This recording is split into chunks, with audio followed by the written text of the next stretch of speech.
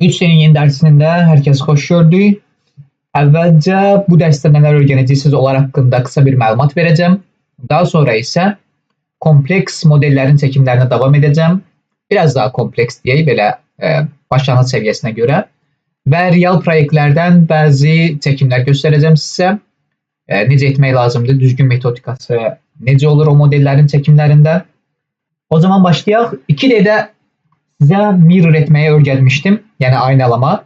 3D'də indi görəcəyik mirror'ı. 3D'də mirror necə olur? Əvvəlcə onu göstərim. Top plane'də bir sketch açaq. Ölçüləri heç önəmli deyil. Belə bir sketch düzəldirəm, sonra extrude eləyirəm. Daha sonra bunun üzərinə belə bir model çəkəcəm. Yenə bunu extrude eləyəcəm. Bu modeli rəngləndirək indi.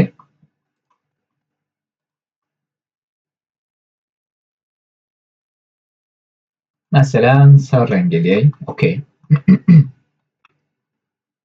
Tamam. Bu şəkildə bir model çəkdim. Bu modeli indi sağa və ya hal-hazırda yuxarıdadırsa aşağı doğru mirror edəcəm.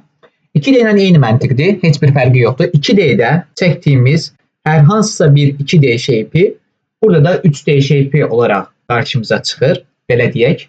2D'də məsələn center line'lardan istifadə edirdiksə mirror etmək üçün burada plane'lərdən, gördüyünüz bu plane'lərdən istifadə edəcəyik. İndi necə edəcəyik onu göstərim. Dediyim kimi məntiq eynidir. Extrude boss seçsəniz burada, sonra gəlib məsələn front plane'i seçsəniz, sonra feature'dan linear pattern'ın altında mirror var. Mirror'a klik eləsəniz, avtomatik olaraq bizim plane'imizi seçəcək. Yəni ən birinciyə plane'imizi qoyacaq. Daha sonra isə feature hissəsinə də bizim mirror'ımızı əlavə eləyəcək. OK bastığım zaman bu şəkildə mirror etmiş olacam. Mən Pramoy mirror'a getsəm, yenə birincidə məndən plane istəyir. Məsələn, right plane olsun. İkincidə feature istəyir. Gəlib buradan da feature'dan buradan seçə bilərsiniz. Bu şəkildə mirror edə bilərsiniz. Mirror prosesi bu qədərdir. Çətin olan bir şey yoxdur. 2D ilə eyni məntiqdə dediyim kimi. Sadəcə 2D'də center line istifadə ediriksə, 3D'də plane'lərdən istifadə edəcəyik. 2D'də hər hansısa bir sketch seçirdiksə, 3D'də feature seçəcəyik. Bu qədər. Bunları suppress eləyirəm. Buna suppress eləyək. Bundan sonra mirror'dan sonra linear pattern görək. 3D'də linear pattern yenə 2D'dən fərqi yoxdur. Sadəcə seçiləcək şeylər dəyişir. Vəssalam. Gəlirəm yenə buradan, məsələn, boss extrude'u seçirəm. Sonra linear pattern'a klik eləyirəm burada. Belə bir pəncərə açılır. Birincidə məndən direction istəyir. Burada plane seçə bilərik. Məsələn, gəlib buradan tutaq ki, right plane'imi seçə bilərəm bu şəkildə. Və ya plane'in yerinə buradan gəlib istiqamət olaraq line'ları seçə bilərik. Məsələn, bu line'ı seçə bilərik və ya özünün də line'ını seçə bilərik. Məsələn, tutaq ki, üzərində belə bir line var. Bu şəkildə seçə bilərik. Və ya bir sketch açarıq. Belə bir line çəkərik sketchdə və o line üzrə pattern eləməyini istəyərik. Yəni, istiqaməti belə olar bizim patternımızın. Belə deyək. Və ya dediyim kimi, bunu seçə bilərik. İstiqamətini dəyişərik. Bu şəkildə eləyərik. Bunlar mərkəzlər arasındakı məsafədir. Bunu 20-yə qaldıra bilərik. 15'e sala bilərik. Bu şəkildə eləyə bilərik. 10 olaraq saxlayaq. Mərkəzlər arasındakı məsafə dediyim nədir? Həmin bu özümüzün bu linear pattern eləyəcəyimiz modelin tam mərkəzindən digər pattern'a qədər olan məsafə 10 olaraq bu şəkildə verilir. Buradakı məsafə həmin o məsafəni bildirir. Bu da saylarıdır. Məsələn, 4 dənə olsun, məsafə 15 olsun. Sonra direction 2'miz var. Direction 2'yə də başqa bir istiqamət əlavə eləyə bilərik. Məsələn, bu istiqamət əlavə eləyib, yenə bunlar arasındakı məsafəni 20'yə qaldıra bilərəm. Sayısı da çoxalda bilərəm bu şəkildə. Feature hissəsindən yenə dediyim kimi bunu seçirik. Direction'larımızı seçirik. ədədləri verir, ölçüləri verir və salam. Başqa edəcəyimiz bir şey yoxdur. Burada da yenə 2D-də Instant to Skip seçeneği var. Buna klik edib bu pəncərəni açıb buradan istədiyinizi belə deyək, suppress eləyə bilərsiniz, göstərməyə bilərsiniz. Məsələn, bunu seçib və bunu seçə bilərəm. Bunlar gördüyünüz kimi yoxa çıxdı. Digərləri isə çəhrayı rəngi olaraq, yəni mərkəzləri çəhrayı rəngi olaraq bu şəkildə qaldı. OK vururam. Bu şəkildə linear pattern'ımı tamamlayıram. Belə. Daha sonra circular pattern'ım var mən. Bu circular pattern haqqında da biraz məlumat verim. Yenə 2D-dən heç bir fərqi yoxdur. Məntiqi yenə eynidir. Burada gələk modelimizi biraz dəyişək. Belə bir model çəkək. OK basaq. Yenə gəlirəm. Boss Extrude'a klik edirəm. Boss Extrude'dan sonra Linear Pattern'ın altında Circular Pattern'ım var. Circular Pattern'da da yenə bizdən Direction istəyir. Burada gəlib Face'i də seçə bilərsiniz. Bunu məsələn. Və ya gəlib xətti də seçə bilərsiniz. Bu şəkildə. Heç bir fərqi yoxdur. Əsas odur ki, mərkəzləri eynidirsə Face ilə həmin bu xəttin. O zaman gəlib seçib rahatlıqla pattern'ınızı eləyə bilərsiniz. Yenə burada ölçünü artıra bilərik. Dərəcəni dəyişə bilərik. 180 qoya bilərik. Yenə 2D-dən heç bir fərqi yoxdur burada. 360'a geri döndürürəm. Bu şəkildə eləyə bilərsiniz. Sonra OK bastığınız zaman sizin üçün bu şəkildə pattern eləyəcək. Bunlar haqqında gələcəkdə çox geniş məlumat verəcəm. Sizə göstərəcəyim çox önəmli patternlar olacaq burada. Onun üçün hal-hazırda sizin tez bir şəkildə istifadə eləmə potensialınızı artırmaq üçün hal-hazırda göstərirəm ki, bunlardan məsələn qabaqda verəcəyim modellərdə istifadə edib çəkimlərinizi daha tez, daha sürətli və daha düzgün yolla edə biləsiniz. Bu şəkildə. Bunların hamısını suppress eləyirəm indi. Bunlar artıq mənə lazım deyil. OK. İndi yavaş-yavaş keçək model çəkimlərimizə. Model çəkimlərində də bunlardan istifadə edəcəyik. O zaman daha yaxşı anlaşılacaq. Birinci modelimiz bu şəkildə olacaq. Bu modelin çəkimi üçün yeni bir alətdən istifadəni göstərəcəm sizə. Burada gördüyünüz Revolved Boss alətidir ki, bunun çəkimində çox lazım olur və tez bir şəkildə çəkimimizi eləyə bilərik. Və Revolved Boss-dan istifadəni əvvəlcə başqa bir modellər üzərində göstərib, daha sonra bu modelimizin çəkiminə davam edəcəyik. Bunları həmən hamısını silək. Həmən keçək örnək verməyə. Revolve Boss nədir? Revolve Boss odur ki, hər hansısa bir modelimiz varsa, məsələn, bizim rectangle'ımız var deyək. Front plane'ə gələk. Front plane'də gəlirəm bir center line çəkirəm buradan. Bu şəkildə. Daha sonra hər hansısa bir figur çəkməyə çalışıram. Tutaq ki, bu şəkildə. Bu şəkildə qarmaşıq bir model ola bilər. Bu şəkildə çəkdiyim zaman həmin gördüyünüz bu skeci 360 dərəcə döndərərək bir model hazırlayır. Yəni revolve eləyərək bizə 3D bir model hazırlayır. Həmən onu görək. Bu şəkildə buraxıram heç bir ölçü vermədən. Gedirəm Revolve Boss-a. Daha sonra belə bir pəncərə çıxır. Yəni deyir ki, pəncərə çıxdığı zaman görürsünüz bunun rəngi, yəni center line-ın rəngi biraz daha, yəni seçilmiş rəngə çevrilir. Yəni demək istəyir ki, sənin bir dənə center line-ın var və o center line-a görə mi Revolve Boss eləmək istəyirsən? Burada yes deyirsiniz. Avtomatik olaraq o center line-ı algılayır və bunu 360 dərəcə döndərərək Revolve hala gətirir. Revolve halda artıq bizim modelimiz tamamlanır. Buna OK vursam, bu arada bunun dərəcəsini də dəyişmək olur. 360'dan azaltmaq və ya çoxaltmaq olur bu şəkildə. Gördüyünüz kimi. Biz 360 saxlayaq. Daha sonra buna OK vuraq və görək modelimiz necə görsənir. Gördüyünüz kimi belə bir model alınır. Bundan qarışıq kompleks modellərin revolve'unda istifadə edirlər əksərən və ya tez çəkimlər üçün istifadə edirlər bunu. Gəlib modelimizi dəyişdiyimiz zaman həmən bütün bizim modelimiz də, yəni 3D modelimiz də, sketchimiz dəyişəndə 3D modelimiz də həmən dəyişir. Məsələn, necə? Gəlib bunu qarmaşıq bir hala sala bilərəm. Bu şəkildə eləyə bilərəm. Daha sonra bunu çölə çıxarda bilərəm. Bunu yenə dəyişə bilərəm. Gördüyünüz kimi 3D modeldə avtomatik olaraq dəyişir və onu görə bilirik necə dəyişdiyin. Bu şəkildə eləyə bilərəm. Əlavələr eləmək olar. Məsələn, OK vurduğum zaman 3D modeldə bu şəkildə dəyişir.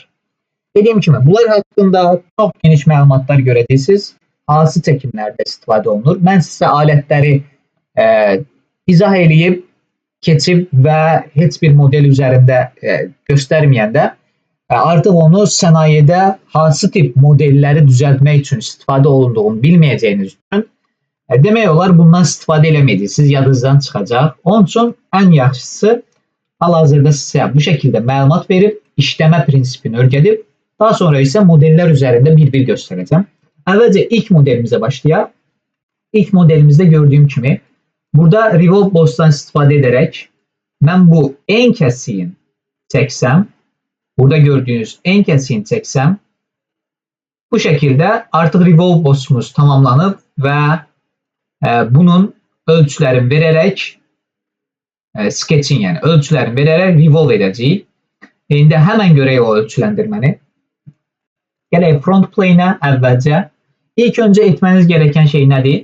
Ümumi hündürlüyü nədirsə, gəlin bir dənə center line çəkin o ümumi hündürlüyə uyğun olaraq. Məntiq nədir? Origindan yuxarıya doğru 50 ölçüsündə bir center line çəkirəm. Revolve Boss'um nə bundan yuxarı, nə də bundan aşağı olacaq. Yəni çəkəcəyim hal-hazırdakı sketch bundan nə yuxarı, nə aşağı olsun. Bunu nəzərə alın. Sketch'i indi çəkirəm.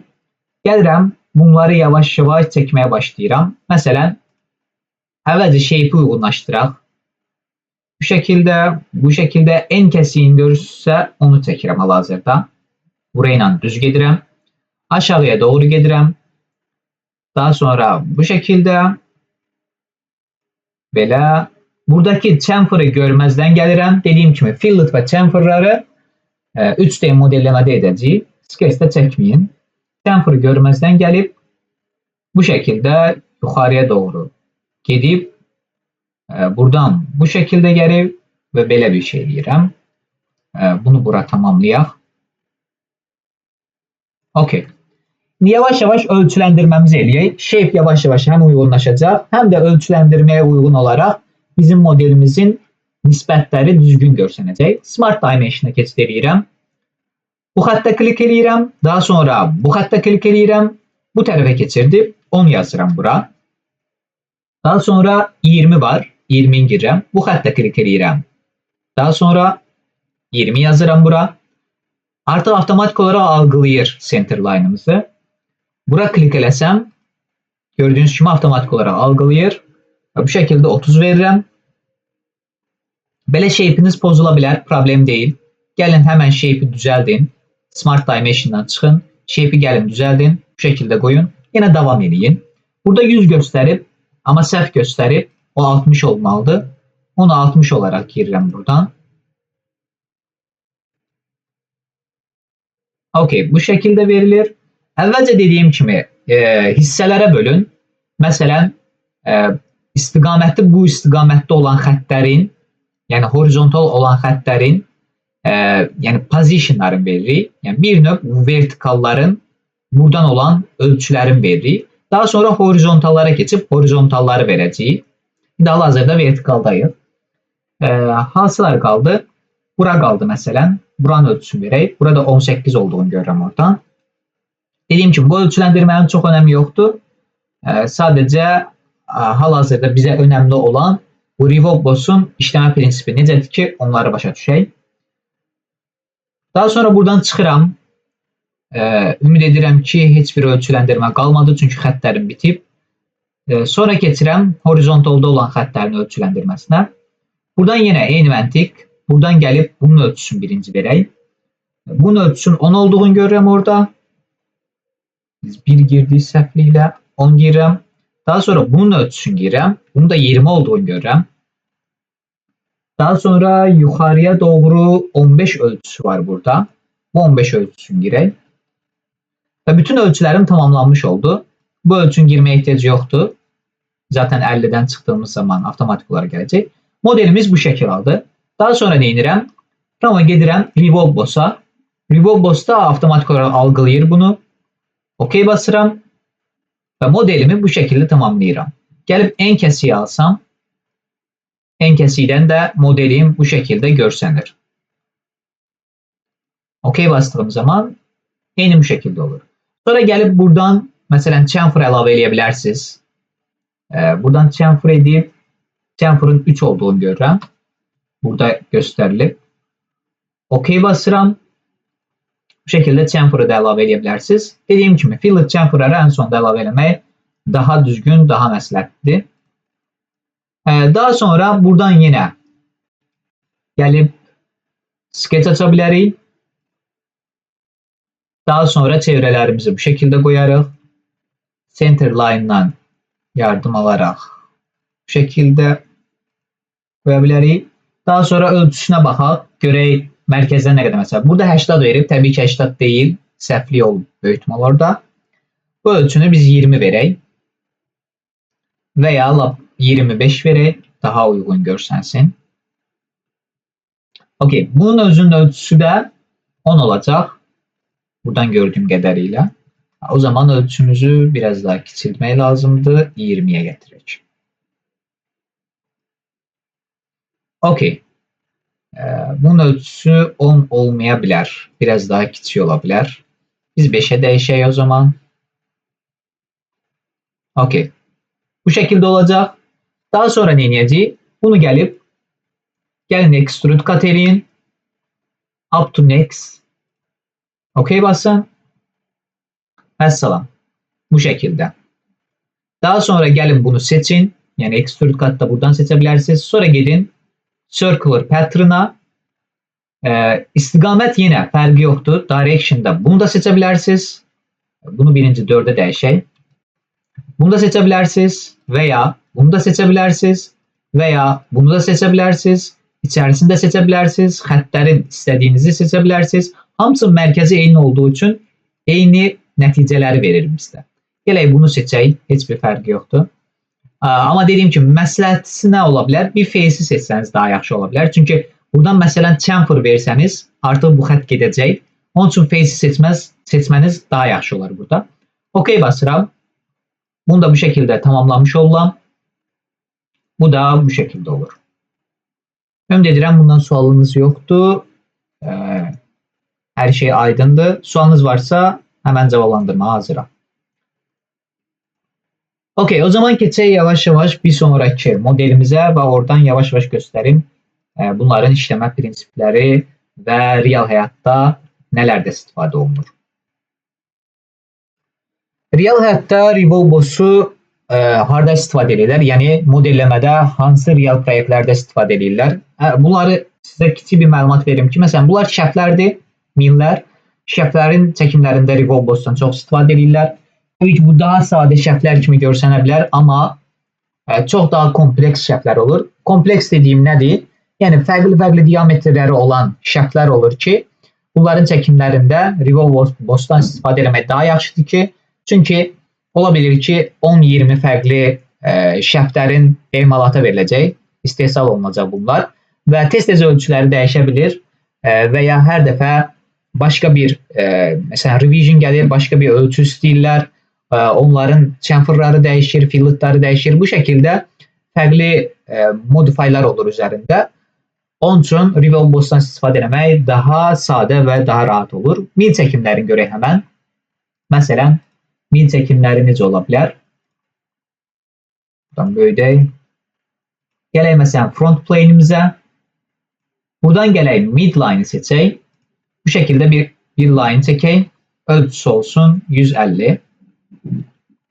Gələk bunu center line'a, for construction'a çevirək. Daha sonra line'ımızı seçirik. Buradan başlayırıq. Ölçü vermədən sadəcə necə bir şey olur onu göstərmək üçün bu şəkildə çəkəcəm sizin üçün.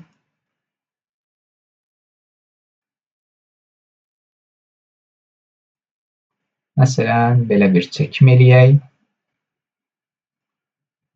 Okay, bu şəkildə tamamlayırıq. Daha sonra gedirik Revolve Boss'a. Revolve Boss'ta avtomatik olaraq yine algılayır özü. OK vurduğumuz zaman bu şəkildə hazırlaya bilərik. Təbii ki, bizdə çox abartdığımız belə ölçülər falan oldu. Bu qədər belə olmur. Gəlib həmən belə dəyişirsiniz. 3D'də avtomatik olaraq dəyişir, algılayır onu. Hətta bunu biraz içəri çəkib bu şəkildə eləyə bilərik. Ölçüləndirməni də verdikdən sonra modelimiz tamamlanır. Bura gəlib OK bassam. Sonra millərin çəkimlərində burada filletlərdən istifadə olunur. Həm qırılmanı azaltmaq üçün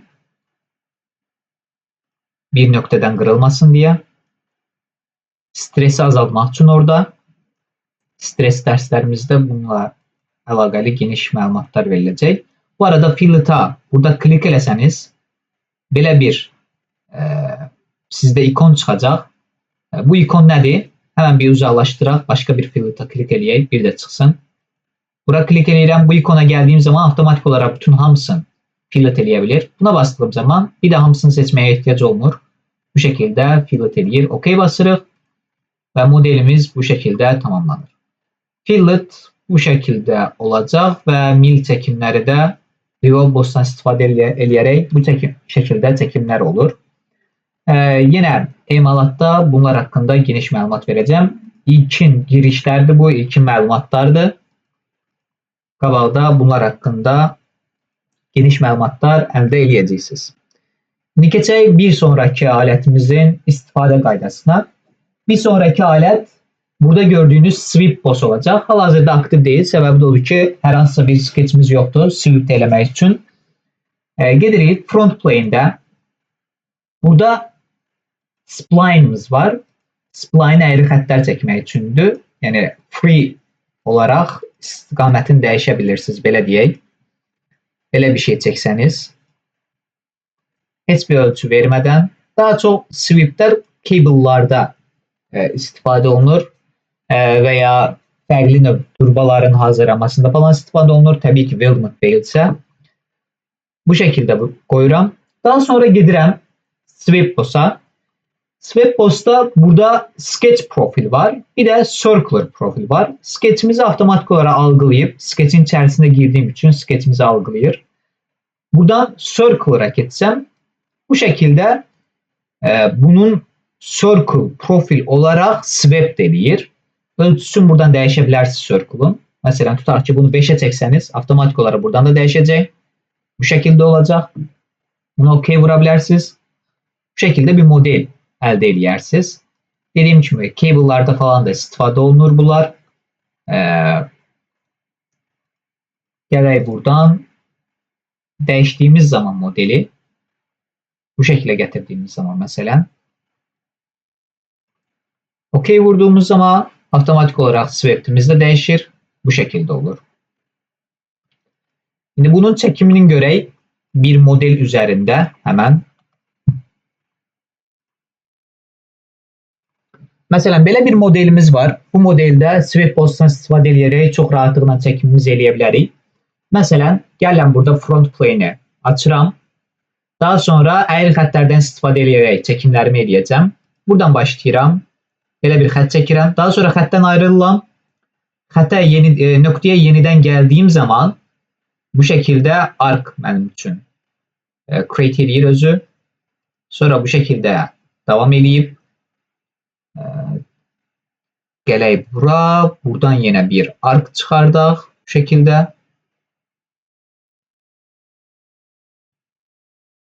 OK. Bu şəkildə qalsın. Çox önəmli deyil shape'i. Əsas odur ki, alətin işlənməsini görək. Ölçülər də ehtiyac yoxdur. Bu şəkildə modelimizi bura OK. Buradan gedək Sweep Boss'a. Dediyim kimi iki seçeneği vardı. Circular, profil. Bu şəkildə eləyə bilərsiniz. Ölçüsünü azaldıb 5 verək və ya 2 verək. OK basaq. Bu şekilde modeli hazırlayabilirsiniz. Daha sonra ise eğer bunun modelini bu şekilde etmek istəmirsinizsə, deyirsinizsə məsələn sadece circular olmanı istəmirəm, fərqli bir figür olmanı istəyirəm. O zaman ne edəcəksiniz? Burada Swapboss'da circle değil sketch profili seçəcəyik, amma ondan əvvəl bizə sketch lazımdır. Gələk burada Swap'ı silək. Gələk bunun tam ucuna bir plane qoyaq və o plane ilə çəkimimizi eləyək. Gəlirəm burada plane. Bunun tam ucuna necə plane qoya bilərik? İndi mən sizə onu göstərəcəm. Yəni bu xəttdə perpendikülər olacaq bir plane olacaq və bu xətt boyunca swap eləyəcəyik. Belə deyək. Birinci bu xətti seçin, sonra nöqtəni seçin və bu şəkildə xəttdə perpendikülər bir plane yaradır. OK basırıq buna. Daha sonra gəlin burada sketch açın. İstədiyiniz shape'i qoya bilərsiniz. Burada belə bir şey çəkə bilərsiniz. Məsələn, yaxınlaşdıraq. Təbii ki, bu tam ucunda olmalıdır. Burada belə bir sıxıntı yaşayırsınızsa, bunun tam bunun mərkəzi ilə coincide eləyin. Bu şəkildə eləyin. OK, tamam. Bitiririk burada. Daha sonra gelirik Swapboss'a. Bizde otomatik olarak birinci yani swap edeceğimiz profil bellidir. İkinci ise bizden yol istəyir. Yol hansı olacak? Bu olacak. Bu şekilde modelimiz tamamlanacak. Mesela burada OK vurup çıksaq ve bu plane'i gizlesək, bu plane artık bize lazım değil. Bu şekilde modelimiz alınacak. Gəlib burada istədiyimiz kimi dəyişə bildik yine sketchimizi. Mesela birinci əvvəlki sketchi dəyişək. Bunu bura qoyaq. Belə bir şey eləyək. Ölçüsünü böyüdəcəm indi. Bu şəkildə edirəm. Sonra gəlib bu sketchimi edit eləyirəm. Və ölçüsünü biraz böyüdürəm. Bu şəkildə gətirirəm. OK basıram. Bunu da bu şekilde bitirmiş oluram. Daha sonra ne edə bilərəm? Bunun içərisinə məsələn bir hole açmaq istəyirsiniz və o da swap'da olmaq istəyirsiniz. Gəlin bura, sketch açın. Daha sonra bunun tam mərkəzinə bu xətt açıldı deyə xəttdən yardım alaraq tam mərkəzinə tutaq ki 5 millilik bir çevrə çəkin. Daha sonra gəlin burada Swapboss olduğu kimi swap katta var. Hal-hazırda çıxmır sizdə. Bunu OK vurun. Daha sonra swap kata gidin. Swap katta profil var. Daha sonra yine yol var. Bu yoldan da gəlib bizim sketchimizi seçə bilərsiniz. Burada sketchimiz var. Sketchi seçtiğiniz zaman OK basırsınız. Otomatik olarak bu sketch boyunca swap kat eləyir bizim üçün. Mesela gələk bura. Buradan bir section view göstereyim. Ve bu şekilde içerisinin tamamıyla yoğunmuş olduğunu görürsünüz. Bu şekilde olur. Swap'da bu tür çekimlerde istifadə olunur ki, modelimizi daha rahat idarə edə bilək və daha tez çəkə bilək. OK. Bir sonraki o zaman modelimize geçək və yavaş-yavaş biraz daha kompleks modellerin çekimlerini görək. Hem de dersten tapşırıklardan verdiğiniz sorular var idi ki, onları cevaplandırın.